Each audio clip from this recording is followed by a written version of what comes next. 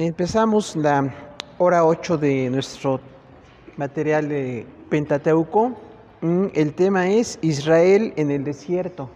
En esta ocasión tenemos una tarea, recordamos, son breves tareas de una página, y el tema es lecciones en el desierto.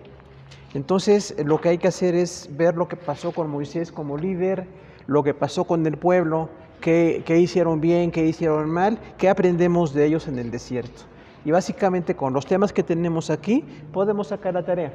De un tema, dos o varios temas podemos sacar nuestra tarea para que no se complique. Entonces hoy tenemos 10 temas.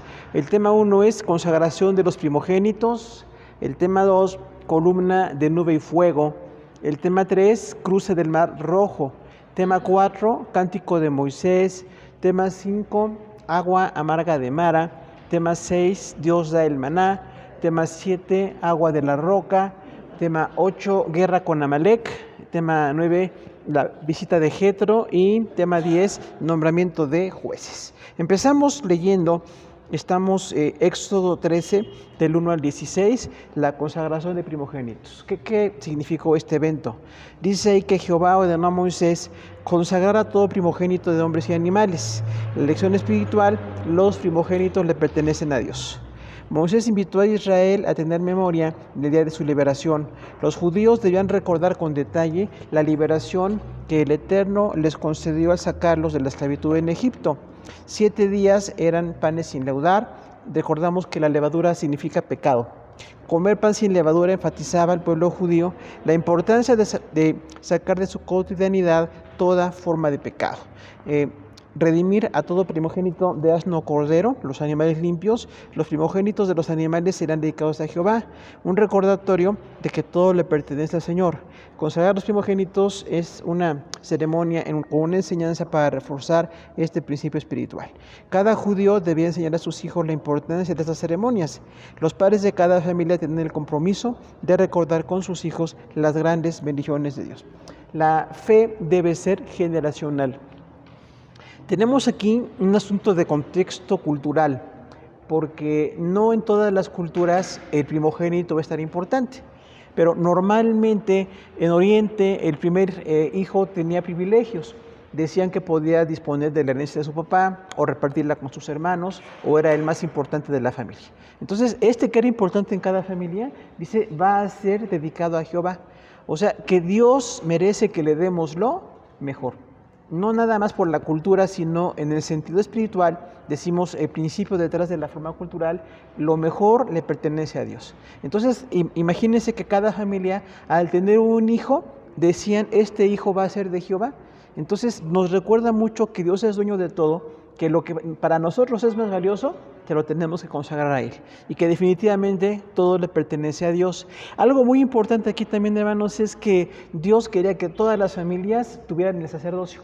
Originalmente no fue la tribu de Leví.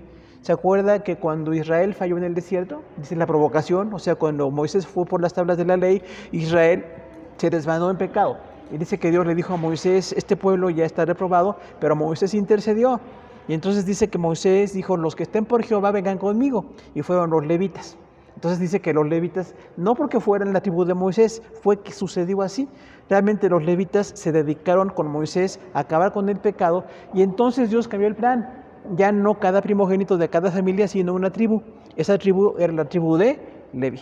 Entonces, en nuestro caso, hermanos, hay que consagrarle a Dios lo mejor de lo mejor, es lo que Él se merece. Por supuesto, no era el sacerdocio perder al hijo. Se suponía que iban a estar en el ministerio, que iban a estar sirviendo a Dios, y los papás, pues ver a sus hijos servir a Dios era un privilegio muy grande, ¿no? Como incluso sigue siendo el día de hoy. Servir a Dios es el más grande privilegio, pero era para cada familia. Entonces Dios quiere bendecir a cada familia. No fue así por el pecado de Israel, fue el pecado de Israel. Ahora, tenemos como segundo tema la columna de nube y fuego.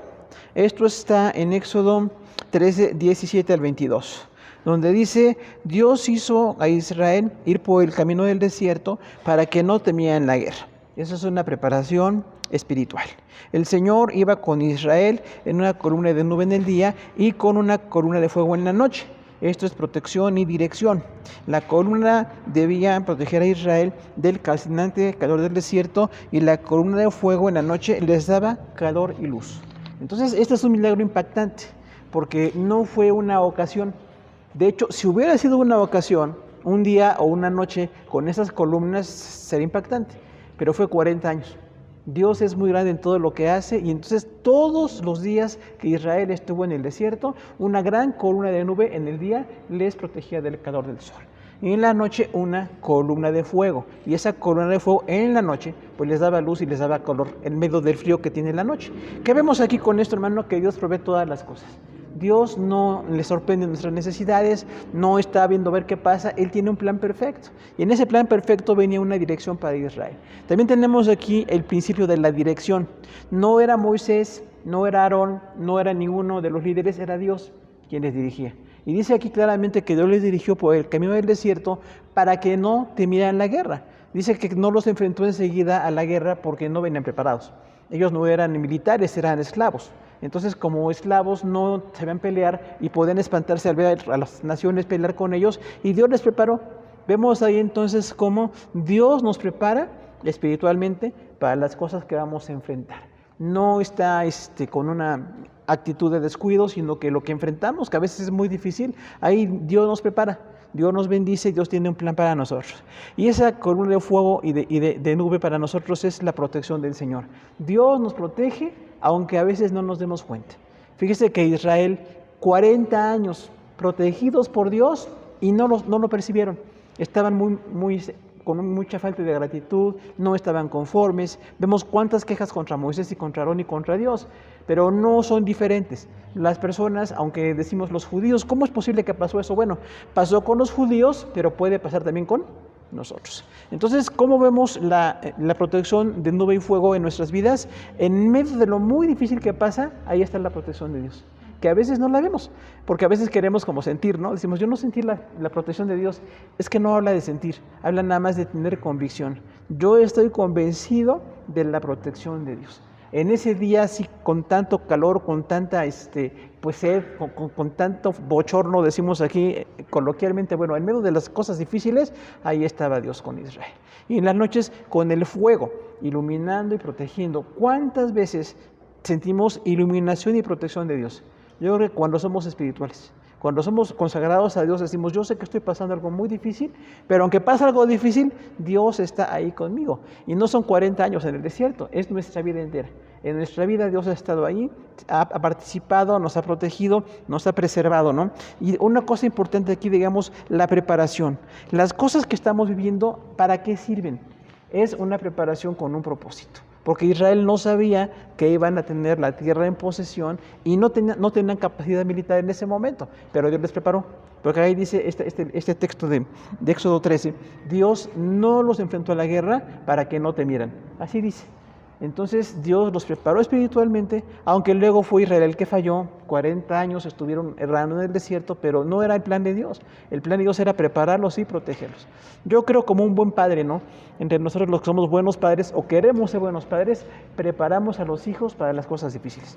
No siempre va a estar fácil o bonito lo que vean, pero les preparamos lo mejor que podemos, ¿no? No siempre lo hacemos bien, pero tratamos de prepararlos para que estén preparados y enfrenten las cosas que tienen que enfrentar. Entonces hay una gran preparación espiritual para Israel y también la protección en el día y protección en la noche. Diríamos entonces, la protección de Dios es permanente, porque a veces nosotros pensamos que nada más cuando oramos o cuando leemos la Biblia o cuando estamos en una reunión cristiana, ahí está Dios, pero en todos los momentos de nuestra vida está Dios siempre. Y hay que verlo y hay que discernirlo, ¿no? Y decir, yo estoy consciente de que Dios está conmigo siempre.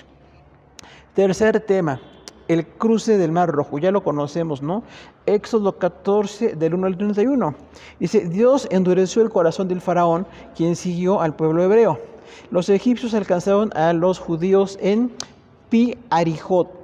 Israel tuvo temor de los egipcios. Moisés ordenó a su pueblo no temer. Dios indicó a Moisés extender su vara sobre el mar. El ángel de Dios iba entre el campamento de Israel y el ejército egipcio. Durante la noche los egipcios nunca se acercaron a los judíos. El Señor hizo que el mar se retirara para que su pueblo pasara en seco. El ejército egipcio quedó atrapado en el mar. Este es un gran milagro. Todavía está muy bien ubicado el Mar Rojo, por supuesto, allá en Asia, pero el Mar Rojo no es un riachuelo, ¿no? Porque algunos piensan que, bueno, es que era así como un poquito seco el espacio. Cuando pasó Israel, no había agua, era un mar. Y de hecho, cuando vemos producciones, ¿no?, en cine y todo lo que se hace impactante, decimos, pudo ser así tal vez, pero es el gran poder de Dios. Y vemos aquí entonces cómo hay un problema. La dureza del corazón es un gran problema. Porque nosotros a veces aquí no nos gusta mucho decir, Dios endureció a Faraón y Dios endureció a Faraón. Pero Faraón ya tenía su corazón duro. ¿Qué es un corazón duro? Es resistirse al plan de Dios, es no discernir las cosas espirituales, es persistir en el pecado. Y nosotros muchas veces tenemos nuestro corazón endurecido. Por eso decimos, tengo que dejar que Dios pues haga un poco blando mi corazón, porque a veces lo tengo duro contra personas, contra Dios mismo o contra algunas otras situaciones en mi vida, y mi corazón duro nunca trae algo bueno. Y en este caso vemos nosotros cómo cuando llegaron Moisés y Aarón con el faraón, claro que Faraón era un emperador poderoso en ese momento y no les dijo, no van a ningún lado, no van a ir a ningún lado a adorar a su Dios. Porque la petición original fue, vamos a ir 3 días del camino del desierto y en 3 días vamos a adorar a Dios. Claro que no sucedió, porque el faraón no iba a dejar que se fueran. Pero cuando vemos ahí entonces este cruce del Mar Rojo, vemos el gran poder de Dios. Porque Dios dice en su palabra que les dijo a Israel, bueno, sálganse, ya son libres. Empezó con la Pascua, ustedes recuerdan, son libres, ya no están en Egipto, pero el corazón del faraón siguió siendo duro. Y después está así como muy enojado y dice, ¿cómo dejamos ir a esos esclavos? Y organizó a su ejército. Entonces es importante notar que el ejército de Faraón era de más o menos 60,000 soldados. 60,000, porque dice que eran 1 por cada 10 judíos. Los judíos de guerra eran 600,000 hombres. Entonces había más o menos 60,000 soldados egipcios en ese momento. No era un pequeño ejército, y aunque era una batalla de 1 a 10, es muy difícil que un ejército poderoso sea derrotado por unos esclavos. Aunque ellos eran 10 veces más en número, pero no podían. Y a veces vemos cómo las cosas que no podemos, Dios hace milagros impactantes. Porque entonces viene el faraón enojado y manda a su ejército, repetimos, 60,000 soldados, capitanes, dice, carros cerrados, iban a estar en contra de Israel. Pero otra vez viene la columna de Dios. El fuego de Dios no permitió que el ejército de los egipcios llegara a los judíos. Otra vez, qué grande protección de Dios, ¿verdad? Dios protege a su pueblo, es un milagro muy grande. Y también dice, Dios no permitió que los egipcios alcanzaran a los judíos en toda esa noche. Era algo así como la persecución, ¿no? Aquellos venían queriendo matar a los judíos y los judíos iban huyendo. Ahora, no es fácil, ¿no? Imagínense los ancianos, los enfermos, la gente de todo el pueblo, no podían pasar rápido algunos. Entonces fue una gran dificultad, pero en medio de esto, Dios hizo un gran milagro, ¿no? Y ahí empieza otra vez la vara de Aarón. ¿Se acuerda que con la vara que Moisés tocó el Nilo se convirtió en sangre? Es la misma vara que luego toma Moisés como parte de un símbolo de la presencia de Dios y le dice Dios a Moisés, extiende tu vara.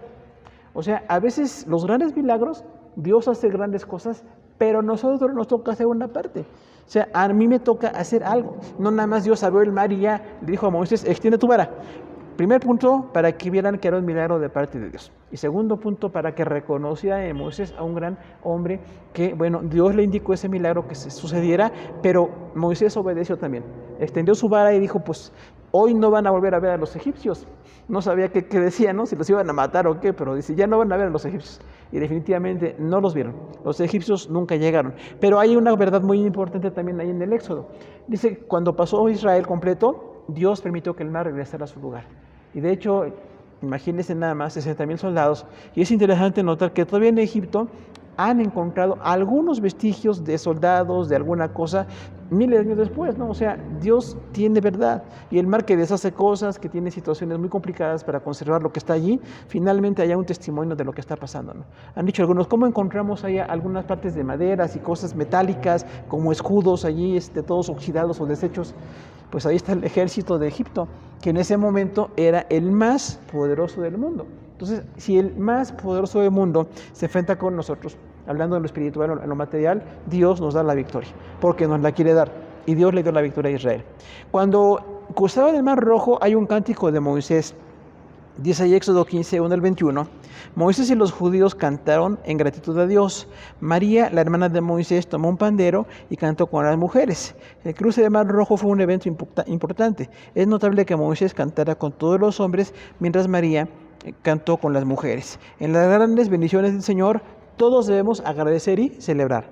El cántico de Moisés, que de hecho también está en Salmos, literalmente tal como está aquí, está también en Salmos el cántico de Moisés, habla mucho de una gran gratitud al Señor. Porque bueno, Dios liberó, lo usó a él, le pidió que abriera con su vara el mar, pero no se quedó con la gloria a Moisés, le dio la gloria a Dios.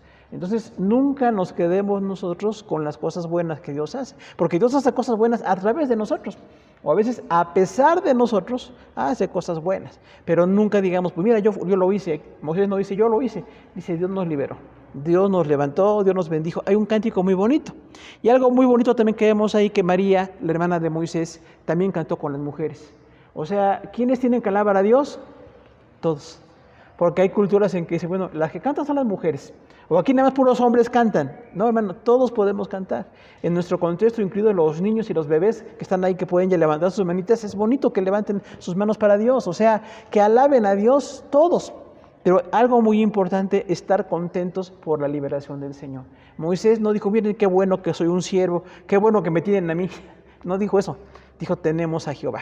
Y Jehová nos liberó y tenemos que darle la gloria y la honra a Él. Entonces es muy importante que en todo esto del cántico de Moisés alabemos al Señor. En todo lo que hace le agradezcamos, ¿no? Yo creo que sería un buen ejercicio decir de qué le agradezco a Dios cada día. Porque a veces como que se nos olvida, ¿no? La gratitud. Pensamos que es gratuito respirar, que es gratuito vivir, que es gratuito estar en todos lados donde nos movemos. Y no es gratuito, hermano. Mucha gente está accidentada, enferma, mal, y nosotros estamos bien. Entonces hay que agradecerle a Dios por esas grandes bendiciones. El cántico de Moisés y de María nos enseña, siempre hay que agradecer a Dios. Y algo importante, el nexo biológico de Moisés con María, como eran hermanos, nos habla de que las familias también tenemos que alabar al Señor. O sea, no se quedó Moisés como hombre con la responsabilidad, o María nada más, los dos compartieron. Entonces, en las familias también, hombres y mujeres, grandes y pequeños, tenemos que alabar al Señor. O como dice el Nuevo Testamento, ¿no? Donde ya no hay varón ni mujer, ni judío ni griego, todos somos incluidos en el pueblo de Dios, y es una bendición que estemos incluidos todos en este evento. Entonces hay que cantar al Señor. Por supuesto, ¿cuántos cánticos conocemos, no? ¿Cuál es su cántico favorito, hermano? Yo creo que todos tenemos algunos cantos que de veras tocan nuestro corazón, estamos muy gozosos, nos identificamos con o nos recuerdan una bendición o algo, ¿no? Y es bonito el cantar al Señor. Entonces, incluso quienes tienen buena voz y lo hacen bien, nos ayuda, ¿no? A los que no tenemos muy buena voz ni lo hacemos bien, y decimos, bueno, gracias Dios por la gente que te alaba, porque como pueblo es muy lindo. Cada vez que cantamos como iglesia es muy lindo, ¿no? ¿Se da cuenta? Estamos levantando manos, los chiquitos aprenden, los jóvenes aprenden, y estamos todos ahí alabando al Señor. Entonces, la alabanza es muy importante. No la exaltamos, porque es una tendencia en algunos grupos exaltar la alabanza. No exaltamos la alabanza. Con la alabanza exaltamos a Dios. Es un medio para nosotros poder dedicar, para poder consagrar o hacer lo que Dios quiere en medio de nuestro. El agua de Mara, que todos recordamos. ¿Recuerda qué significa Mara? Amargo. Entonces, ¿qué pasó con esa agua de Mara? Que no es Mara Pérez ni Mara López, es Mara, un lugar. Éxodo 15, 22 al 27. El pueblo de Israel murmuró contra Moisés por las aguas amargas. Moisés clamó a Jehová, quien le mostró un árbol que le echaron las aguas de Mara se endulzaron. Llegaron a Elim, donde había 12 fuentes de aguas y 70 palmeras. ¿Cuál es aquí la mala actitud? Pues es la queja. Sabe que eran 2 millones de personas. Ya dijimos, 600,000 hombres de guerra, apenas iban a ser hombres de guerra, ¿no? Y sus esposas, y los hijos, y los ancianos, y los muy jovencitos. Entonces eran muchos. Y 2 millones de personas en el desierto, darles agua, imagínese usted. Ahora, estaban ahí porque iban a estar aprendiendo, por eso decimos lecciones en el desierto, ¿no? Pero dice, se quejaron contra Moisés por no tener agua. Algunos somos quejólogos profesionales de tiempo completo. Nos quejamos de todo. ¿Quién ya se quejó del friecito que sentimos en la mañana? Oiga, y el calor de ayer también se quejó. Entonces, Oiga, no puede ser así la perfección del clima, ¿no? Claro que a algunos nos afecta más el calor, a otros el frío, lo que sea, pero pase lo que pase, no estarnos quejando, porque realmente hay que agradecerle a Dios por todo. Hay momentos en que el clima está muy bien o el agua es suficiente para todos, no pasa nada, pero aquí 2 millones de personas tenían sed y se quejaron contra Moisés. Una lección espiritual. De hecho, es parte de las lecciones que dijimos hoy en la tarea de hoy, lecciones de Israel en el desierto. ¿Qué aprendemos? Hermanos, a veces la gente se queja de cualquier cosa, porque tienen ganas de quejarse, tienen alguna inercia ahí en su corazón, no están consagrados o alguna cosa, y el estarnos quejando no arregla nada. Realmente no arregló nada, porque Moisés tuvo que clamar a Dios, quien les dio agua de la roca, ¿no? Y esa agua de la roca es un milagro. Pero Moisés clamó, Dios podía hacerlo. El problema es la actitud. ¿Cómo nosotros llegamos tantas veces con actitud de queja? Mira, tenemos sed. ¿Y por qué nos tienes aquí? ¿Cómo es posible que no tengas agua para nosotros? Oiga, lo sacaron de una esclavitud. A veces se nos olvida de dónde nos sacó Dios, ¿se acuerdan? No estábamos así que éramos algo muy lindo, ¿no? Algo precioso en nuestra vida, éramos un desastre. Como Israel era un desastre.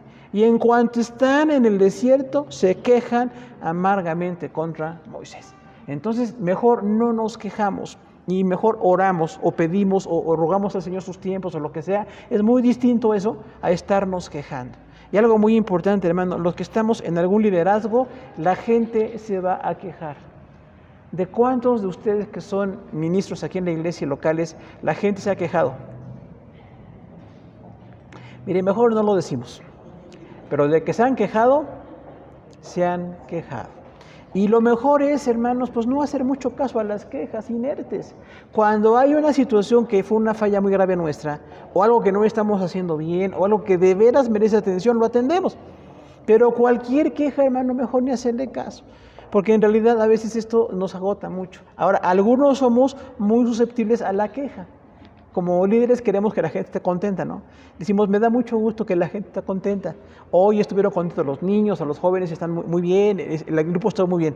Y cuando no, nos sentimos muy mal. Decimos, ay, pero hubo problemas. Mire, aquí hubo una situación que no tenía que darse, hubo algo que se nos salió de lo que era el programa. Y entonces la gente se empieza a quejar de todo.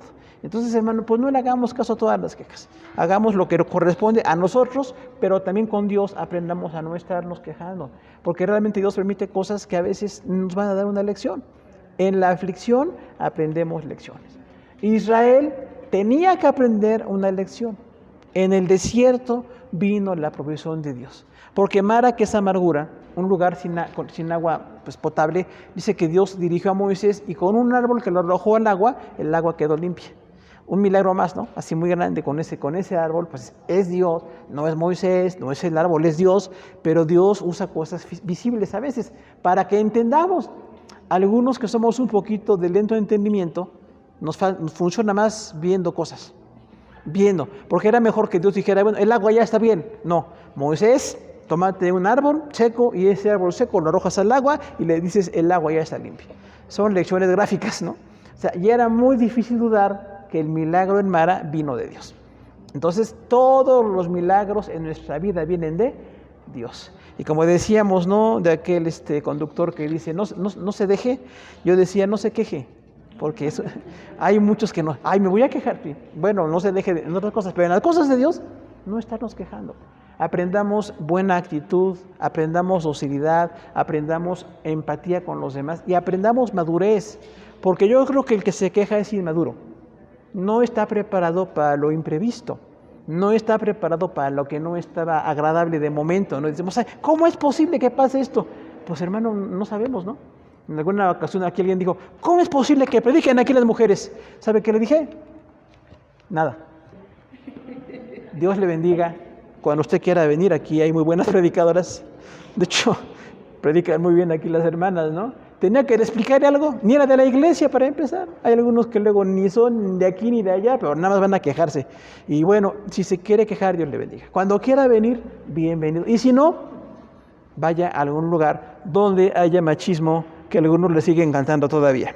Entonces, otra cosa importante, después de Mara viene Elim. ¿Qué es Elim?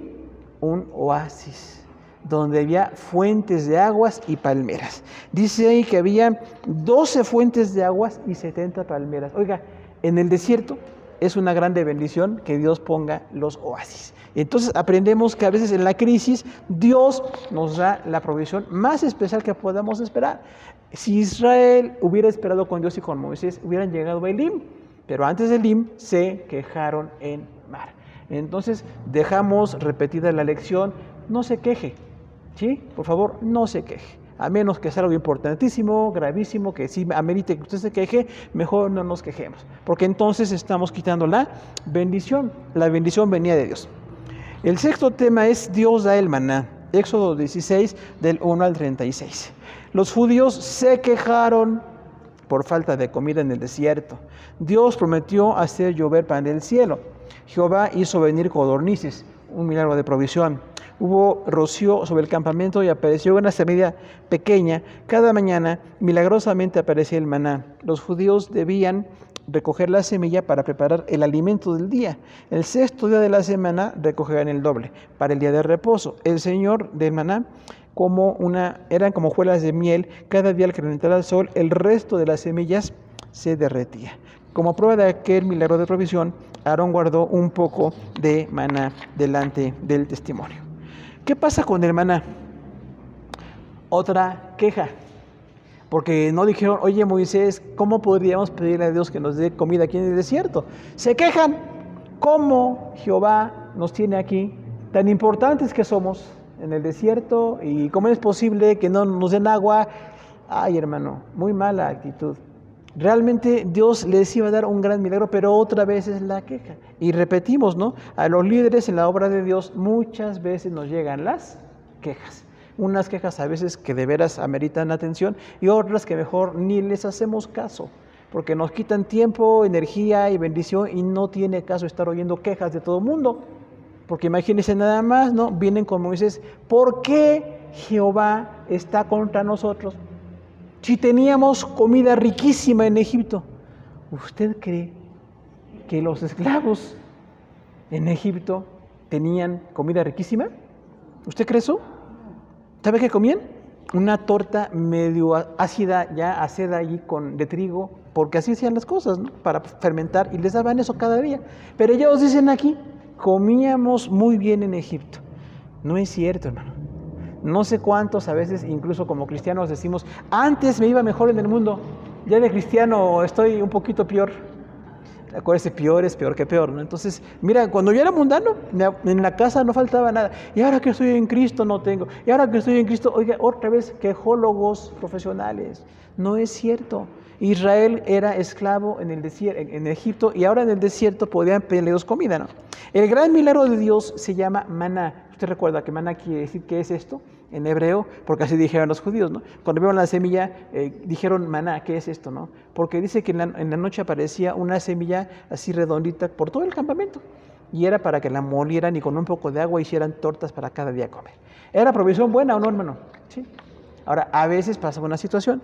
A algunos que parece que nos aburre lo mismo todos los días, es más factible que no nos guste, porque fueron 40 años en el desierto, ¿no? Pero hermanos, 40 años, y además porque ellos no quisieron. ¿Se acuerda que Josué y Caleb le dijeron, sí podemos conquistar? Los otros 10 espías dijeron, no podemos. Y los judíos le creyeron a los que no querían. Entonces no entraron porque eran cobardes. Por sus fallas personales no estaban en el plan de Dios. Y pasa exactamente en nuestras fallas personales. Por eso Dios no se manifiesta más, porque hemos fallado nosotros. Y en vez de reconocer y arrepentirnos y estar pues como consternados por nuestro corazón perverso, nos empezamos a quejar. Y entonces en la queja viene algo, no hay avance espiritual. La persona que se queja no crece espiritualmente. ¿Podemos apuntar eso, hermano? La persona que se queja no crece espiritualmente. ¿Por qué? Porque no está en la actitud de aprender. Decir, bueno, Señor, no tenemos agua, no tenemos comida, ¿qué nos quieres enseñar tú? En vez de eso, dijeron a Moisés, ¿cómo nos tienes aquí sin agua? ¿Y cómo nos tienes aquí sin comida? Hermano, necesitamos aprender. Ahora, esta provisión de Dios es milagrosa y definitivamente es irrepetible, ¿no? Este maná no existe. Fue un milagro que Dios hizo para Israel 40 años porque lo iban a necesitar, ¿no? Y en medio de esto vemos otra gran provisión. Dios les dijo, por favor, todos los días recojan nada más lo que la familia va a comer. ¿Hacía falta algo más, hermano, o con eso estaba bien? Pero algunos recogieron más. Ya ve que algunos somos así ventajosos, un poquito ventajosos, ¿no? Ay, no, pues dame más. ¿Y qué pasó con lo que sobró? Se agusanó. O sea, Dios dice, no te afanes, cada día tendrás tu provisión. Claro, tenemos que trabajar, tenemos que administrar, enfrentamos muchos retos, pero en medio de todo, cada día le agradecemos a Dios, hermano. Una buena lección aquí, agradezcamos a Dios la provisión de cada día. Con buen ingreso o mal ingreso, con trabajo o sin trabajo, como estén las situaciones, siempre Dios provee su bendición y tiene lecciones que darnos. Entonces ahí Israel aprendió una lección, Dios provee, pero tiene órdenes. O sea, no nada más es que yo reciba. La orden de Dios era, número 1, no recojan más. La orden 2, el sexto día recojan doble porque sí se va a durar, para que el séptimo día tengan el reposo y no salgan a recoger y estén dedicados a Dios. Recordemos otra vez una lección, ¿por qué dedicamos a Dios un día? Por lo menos, ¿no? Si Él nos da la vida y todo, por lo menos un día que le dediquemos a Dios es bendición. Y el séptimo día no tenían que salir por maná y no se echaba a perder el maná, pero los demás días nada más recogían lo que tenían que recoger. Y dice aquí que Aarón entonces recogió un poco de maná, lo puso en un recipiente y lo puso en el testimonio. ¿Qué es el testimonio? El arca del testimonio. ¿Se acuerdan? Arca del pacto, el arca que iba a estar allí en la presencia de Dios entre querubines. Ahí puso Aarón un poco de maná para que recordara el milagro. Y dice que el resto del día se derretía el maná. O sea, nada más para darles de comer a ellos y el resto del tiempo se derretía. Algo importante también ahí, cuando viene una queja y otra vez por el alimento, dice, ya estamos hastiados de este maná. Hermanos, vinieron codornices, ¿se acuerdan? Pero luego con codornices vienen serpientes ardientes. Entonces, no es correcta la actitud de estarnos quejando ni contra Dios, ni contra los siervos de Dios, ni contra nadie. De hecho, en vez de quejarme, ¿cómo lo puedo yo arreglar? ¿Qué tengo que hacer yo para resolver el problema? En vez de estarme quejando, porque con la queja no aporto nada. Viene entonces el agua de la roca, Éxodo 17, tema 7 ya, del 1 al 7. Israel altercó contra Moisés por falta de agua. Jehová ordenó a Moisés golpear la peña de Oreb, de la cual salieron aguas. Las quejas del pueblo hebreo contra Jehová y contra Moisés son una prueba de la ingratitud que tenemos todos los seres humanos. En medio de las pruebas y dificultades, es importante que los creyentes mostremos un carácter de madurez y disposición para buscar en todo la voluntad de Dios. ¿Qué hicieron los judíos otra vez? Se quejaron. Otra vez, Israel en el desierto, quejas de Israel en el desierto, por falta de agua, por falta de comida, otra vez por falta de agua. O sea, se estaban quejando siempre. ¿Y qué pasa con la roca? Dios tiene una gran provisión. De hecho, de ahí viene la frase, ¿no? Sacar agua de la roca, porque no se puede. Sabe que las rocas son secas, son minerales así muy compactos y no hay agua ahí. Pero dice, va agua de la roca. Cuando tú golpees esta roca, va a brotar una fuente de agua. Y esta roca de Oreb representa también al Señor Jesús, recuerda, como la peña de Oreb en el desierto es Jesús, que fue golpeado y de él brotó vida para nosotros. O sea, Dios nos da salvación a través de la obra de Cristo. Pero en este momento Israel tenía que tener otra vez una buena actitud. Entonces yo creo, hermanos, que tenemos que revisar cómo son nuestras actitudes. Porque decimos aquí, ¿no?, aplicar los principios de las lecciones de Israel. Número 1, confiar en Dios, en vez de no confiar en Dios. Porque cuando estamos quejándonos y altercando, no confiamos en Dios. Y segundo, tener paciencia. ¿Qué tanta paciencia nos hará falta a nosotros, hermano? En escala del 1 al 10, ¿qué nivel tiene usted de paciencia? ¿Cuántos tenemos ahí? ¿Un 5, un 6? Algunos presuntuosos se creen de 10. Nadie tiene 10, solamente Dios es paciente. Nosotros tenemos que aprender a ser pacientes con los que están muy cerca o los que están muy lejos, con los que nos rodean, con todo el mundo. La paciencia es un aprendizaje que necesitamos. Pero Moisés no tenía un pueblo muy paciente, eran muy impacientes. Y otra vez van contra Moisés, ¿por qué nos tienes aquí y no hay agua? Gran lección otra vez, ¿no? Y Dios le dijo a Moisés, bueno, no está bien la queja, pero porque les amo, les voy a dar agua. ¿Cuántas veces porque Dios nos ama, nos da cosas? Pero la actitud no fue la correcta. Es igual que los papás, ¿no? Nuestros hijos nos piden cosas y ¿qué les pedimos? Pues que tengan una buena actitud, ¿no? Porque decimos así como exigiéndome, no. Con gritos y manotazos, no. Y Dios tampoco. Dios con gritos y manotazos no funciona. Funciona con oración, con petición, con paciencia, con cambio en mi corazón. Así funciona Dios.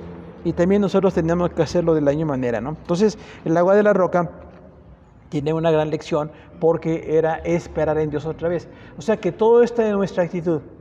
No quejarme, no hacer problema, no estar criticando, sino viendo cómo soy parte de la solución. No ser parte del problema, sino ser parte de la solución. Es muy importante eso, ¿no? Porque muchos son parte del problema. La guerra con Amalek. Éxodo 17, del 8 al 16. Dice, Amalek hizo guerra contra Israel. Cuando Moisés intercedía con la mano alzada, prevalecía el pueblo de Dios. Amalek son descendientes de Esaú.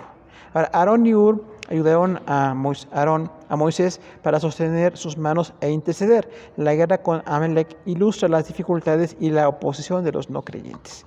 Amalek es cananeo, quiere decir mi señor, la palabra Amalek. Hay muchos Amalek, porque era como un título, así como Faraón.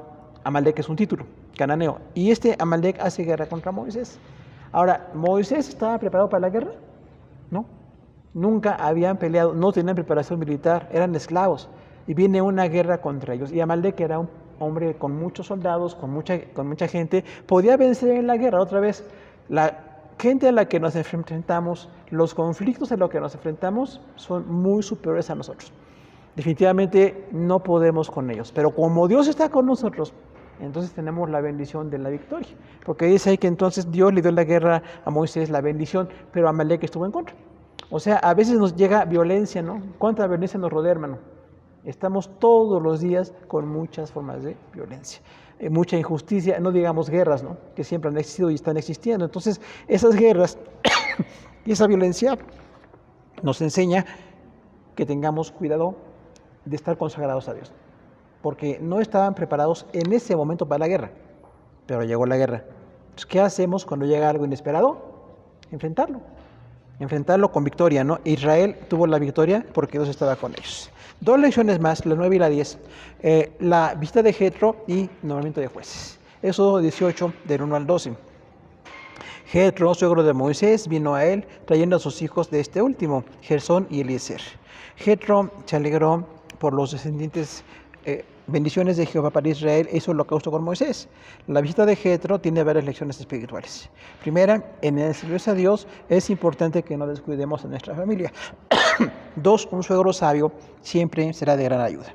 3, es una bendición seguir el consejo de los otros creyentes. Y 4, adorar a Dios es evidencia de creyentes genuinos. Dice que Jetro era sacerdote de Madián. Recuerden que antes de la mucha idolatría que siempre ha habido, había personas que adoraban a un solo Dios. No era Jehová, adoraban a Dios a la manera que ellos entendían, pero era un solo Dios, sin ídolos, sin otras cosas. Entonces, este hombre de Madián era un sacerdote de Dios de esa manera. No judío, pero tenía algunas lecciones espirituales. Ahora, cuando llegó con Moisés, dice que le trajo a los hijos.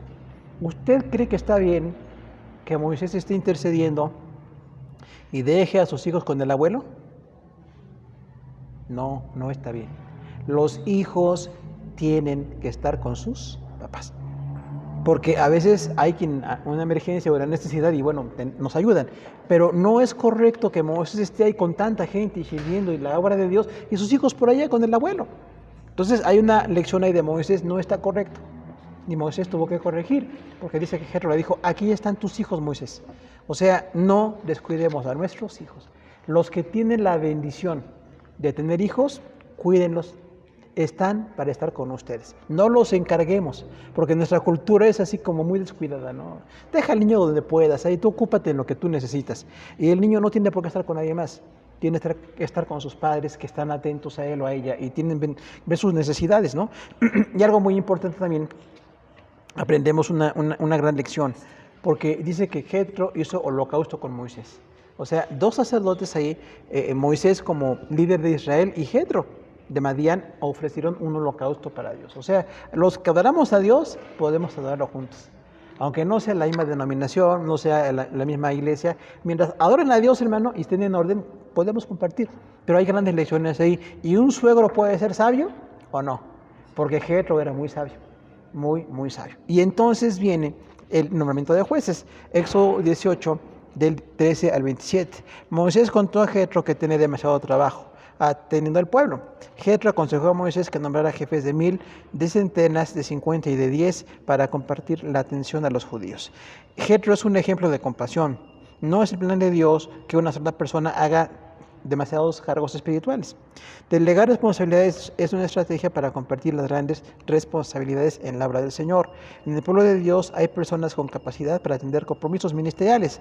Nombrar personas y ministerios es estrategia que nos lleva a un mejor servicio con otros creyentes. Ay, gracias, hermana, qué amable. Gracias. Gracias. Perdón de manos.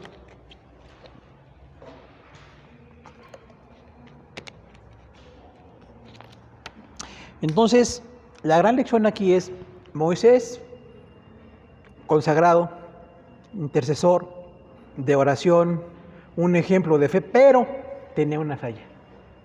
Él lo hacía todo y entonces llegó agotado. Primer punto, no tenía a sus hijos con él cuando tenía que tener a sus hijos con él. Lección para los que somos papás. No, los que somos papás, mis hijos tienen que estar siempre conmigo, siempre. A menos que haya una emergencia, una necesidad, algo pues que no estaba preparado, pero que no estemos con esa cultura de que mis hijos alguien los cuida. Aunque sea un abuelo piadoso, ¿no? Porque Jetro era piadoso. Pero Jetro llega con Moisés y ve a Moisés agotado. Y Moisés dice, estoy con mucho trabajo. No sé cuántas veces pasa en el ministerio que estamos con mucho trabajo. Pero el ministerio es trabajo, ¿eh? No creo que es bonito, claro, hay bendiciones y todo, pero hay trabajo. Hay que preparar, hay que interceder, hay que resolver cosas. Cada quien tiene sus ministerios, ¿no? En este caso, Moisés tenía mucho ministerio y le platicó a su suegro que todos los días llegaban cientos de judíos. Problemas personales, económicos, situaciones de la ley, llegaban con conflictos. De hecho, la gente a veces llega con conflictos, ¿no? Y cuando llegan con conflictos, ¿qué hay que hacer? Hay que atenderlos, pero no una sola persona. Podemos ser varias personas. Y dice que Jetro entonces le dijo a Moisés, te vas a agotar, te vas a dice, acabar del todo, así dice. Entonces te aconsejo que nombres jefes de 1000, o sea, 1000 personas a su cargo, 50, 10, para que cada uno según su capacidad te ayude en las cosas importantes. Si no pueden con algo que de veras sea grave, que lo traigan contigo. Pero todo lo que puedan resolver va a ser de bendición. ¿Fue bueno el consejo o no, hermanos? Porque realmente muchos sí estamos muy enfocados en que me vean a mí, que yo estoy haciendo, que yo trabajo. Sí, tenemos que trabajar, pero es una bendición capacitar a otros. Y en delegar, capacitamos a otros, porque realmente los otros fueron capacitados porque Moisés delegó la responsabilidad. Y Jetro, decimos, es un ejemplo de compasión, un ejemplo de un hombre sabio, y le ayudó a Moisés a servir mejor en las cosas de Dios. Y una cosa importante, nosotros también tenemos un equipo. En la iglesia no es una persona o 2 o 5, es un equipo. Diferentes personalidades, diferente capacidad, diferentes edades, diferente capacitación económica, política, académica, lo que usted quiera, así.